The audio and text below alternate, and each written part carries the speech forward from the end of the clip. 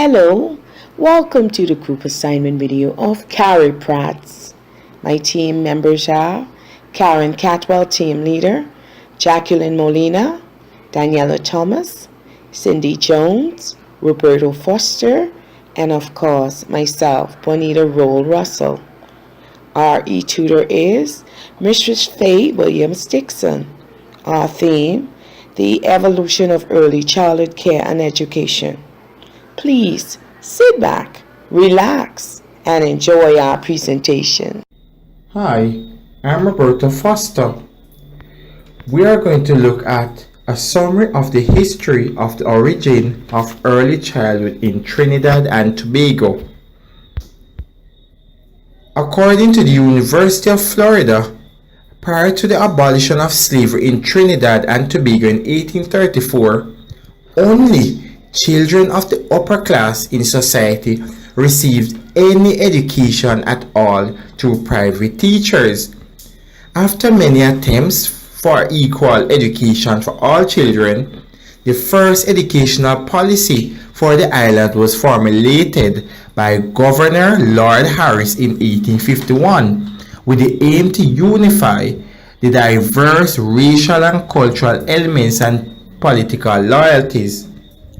Several ward schools were built to be operated under a board of education composed of laymen and the governor, local authorities, among others. These established schools would provide education in their own areas or wards into which the island was divided. Now today, in the Twin Islands, the Ministry of Education has been mandated by the government to continue placing emphasis on delivering of universal early childhood care and to ensure access, equity, and equality of school places for all children. Let us now explore the evolution of early childhood care and education services in Trinidad and Tobago. Early childhood in Trinidad and Tobago came about in 1970 as a part of an initiative of Father Gerard Pantin to administer quality programs to the disadvantaged through a service volunteered for all approach called Servo. Government got involved in young children's learning in 1974, establishing the preschool education unit to handle the registration of private early childhood centers, monitor maintenance, train practitioners, and re-establish a national council for early childhood care and education. After which they asked Serval in 1986 to expand its early childhood program and spices curriculum across Trinidad and Tobago. In 1990, the UNESCO World Declaration on Education for All was signed to expand and improve comprehensive ECCE, especially for vulnerable and disadvantaged children, through equitable access, followed by the Dakar Framework for Action highlighting progress in ECCE quality. This led to the development of the Memorandum of Understanding in 2006, which resulted in the universal access to quality early childhood services. In light of this, TNT government realized the need for qualified staff in ECCE centers, so they held workshops to change the pedagogic practice in this field.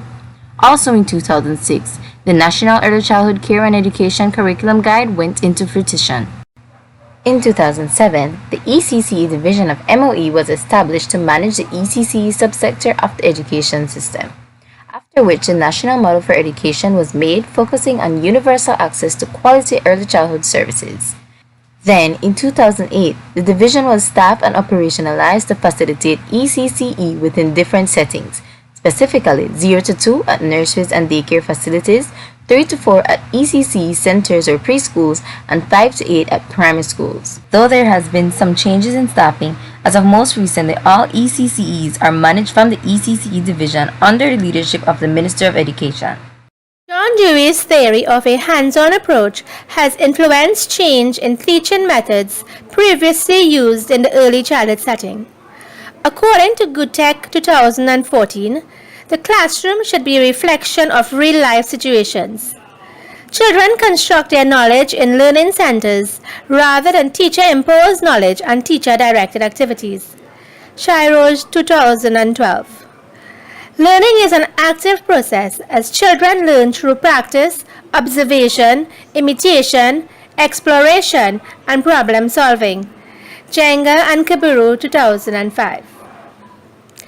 Yuri Franbenga ecological system theory also influenced change in teaching methods previously used in the early childhood setting. According to Sun and Morrison 2010, teacher understands the family structure to better understand the needs of the child. Teacher builds effective relationship with children before meeting their academic needs. North and Swick 2008. Parents take the initiative to become proactive in school-related events, communicate with the school, and reinforce activities in the home environment. Keswick 2007. Parental involvement is a partnership in which the school and the community share responsibility for children's learning and development. Stein 2011. As parents, we need our own downtime and space in the community, although our first priority is to our children. Having the working parents feel comfortable about their children being kept in our care to facilitate their academic needs and develop their growth and fine motor skills for learning. As our children have curious minds, this fosters creative and pretend play skills to develop cognitive learning and problem-solving strategies. However, having a school in your community helps build social awareness and a great opportunity for our children to tour different places and having a more realistic experience, which can help to develop self-esteem, self-confidence, and independent skills. Also, educational trips can be used to support each child's individual difference, which can help bring their learning to life. On the other hand, having stakeholders provide a meaningful opportunity and input for schools, such as inviting reverends to take part in prayers and religious activities, having an effective after-school program to help provide a safety, structured environment for our children while their parents are at work.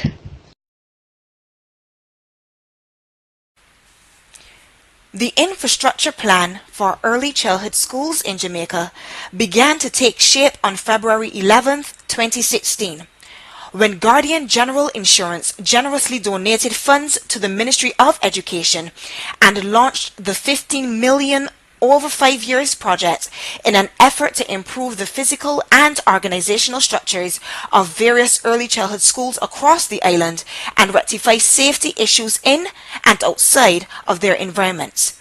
Staff training also became a necessary requirement, and standards allow early childhood practitioners to be certified at 3 levels.